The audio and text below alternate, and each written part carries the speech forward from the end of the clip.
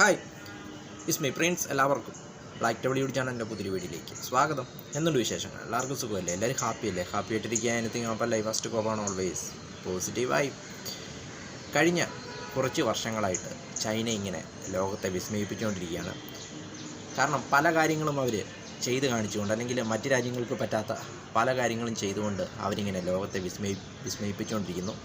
അങ്ങനെ പുതിയൊരു പദ്ധതി അവരിപ്പോൾ ആവിഷ്കരിക്കാൻ പോവുകയാണ്. അതിന് ചൈനീസ് സർക്കാർ അനുമതി കൊടുത്തിരിക്കുന്നു. അതായത് ലോകത്തിലെ ഏറ്റവും വലിയ ജലവൈദ്യുതി അണക്കെട്ട് നിർമ്മിക്കാനൊരുങ്ങി ചൈന. കുറച്ച് വർഷങ്ങൾക്കുള്ളിൽ അത് യാഥാർത്ഥ്യമാകും. അതായത് ടിബറ്റൻ പീഠഭൂമിയുടെ കിഴക്ക് ഭാഗത്താണ് ചൈന ഈ അണക്കെട്ട് നിർമ്മിക്കാൻ പോകുന്നത്. ചൈനയിലെ ഏറ്റവും പ്രധാനപ്പെട്ട നദികളിലൊന്നായ യാർലുങ് സാംബോയുടെ താഴ്ഭാഗത്തായിട്ടാണ് ഈ അണക്കെട്ട് നിർമ്മിക്കാൻ പോകുന്നത്. ലോകത്തിലെ ഏറ്റവും വലിയ അണക്കെട്ട്. ചൈനയിലെ കൺസ്ട്രക്ഷൻ കോർപ്പറേഷൻ നൽകിയ വിവരമനുസരിച്ച് ഏകദേശം ഒരു വർഷം 300 മെഗാവാട്ട് ഉൽപ്പാദനശേഷി ഉണ്ടാവും ഈ അണക്കെട്ടിനെന്നാണ് പറയുന്നത്.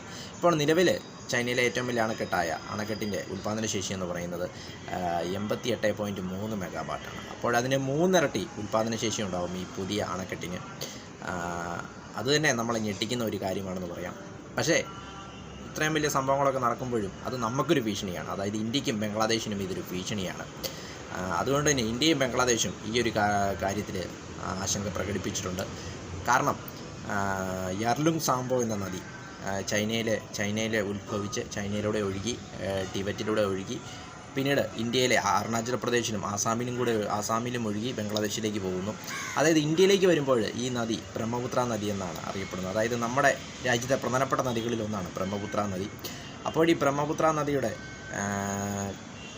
തീരത്തായിട്ടാണ്, അല്ലെങ്കിൽ ബ്രഹ്മപുത്ര നദിയുടെ താഴ്ഭാഗത്തായിട്ടാണ് ചൈനയിൽ ഈ ഒരു അണക്കെട്ട് നിർമ്മിക്കുന്നത്. അതുകൊണ്ട് തന്നെയാണ് ഇന്ത്യ ഇതിന് ആശങ്ക പ്രകടിപ്പിക്കുന്നതും ഇന്ത്യയും ബംഗ്ലാദേശും ഇതിനെ ആശങ്ക പ്രകടിപ്പിക്കുന്നതും. ഏകദേശം 300 മെഗാവാട്ടോളം ഉൽപ്പാദനശേഷിയുള്ള ഈ അണക്കെട്ട് എന്ന് പറയുന്നത് ലോകത്തിലെ ഏറ്റവും വലിയ അണക്കെട്ടായിരിക്കും. 2020 ഇതിനെക്കുറിച്ചുള്ള ചർച്ചകൾ നടന്നതും ഇപ്പോൾ ചൈനീസ് സർക്കാർ ഈ ഒരു പദ്ധതിക്ക് അനുമതി കൊടുത്തിരിക്കുന്നതും. ഏതായാലും അനുമതി കൊടുത്തോടുകൂടി ഇതിനുള്ള ഇനിയും വരും ദിവസങ്ങളിൽ അല്ലെങ്കിൽ ഇത് നിർമ്മിക്കാനായിട്ടുള്ള പദ്ധതികൾ അവർ ആവിഷ്കരിക്കും. ഏതായാലും അവരിങ്ങനെ അനുദിനം ലോകത്തെ ഞെട്ടിച്ചുകൊണ്ടിരിക്കുകയാണ്. പക്ഷേ ഇത് ഭാവിയിൽ ഒരുപക്ഷെ ഇന്ത്യക്കും ബംഗ്ലാദേശിനും ഒരു ഭീഷണിയായേക്കാം. അതോടൊപ്പം ടിബറ്റിനെ സംബന്ധിച്ചിടത്തോളം ഇതൊരു നല്ല വാർത്തയാണ്. കാരണം അവിടെയുള്ളവർക്ക് ഒത്തിരി തൊഴിലവസരങ്ങൾ ലഭിക്കുവാനായിട്ട് ഇത് കാരണമാകുമെന്നാണ് ചൈനീസ് സർക്കാർ പറയുന്നത്. പക്ഷേ ഇന്ത്യക്കും ബംഗ്ലാദേശിനുമായിരിക്കും ഇതൊരു നെഗറ്റീവായിട്ട് ഭാവിയിൽ ഒരുപക്ഷെ വരാൻ പോകുന്നത്. യാർലുങ് സാംബോ നദിയുടെ താഴ്ഭാഗത്തായിട്ട് നിർമ്മിക്കാൻ പോകുന്ന പുതിയ അണക്കെട്ട്. അതായത് ആ നദി ഇന്ത്യയിലൂടെ ഒഴുകുമ്പോൾ ബ്രഹ്മപുത്ര എന്ന പേരിൽ അറിയപ്പെടുന്നു. അവസാനം ബംഗ്ലാദേശിൽ പോയി ആ നദി ചേരുന്നു.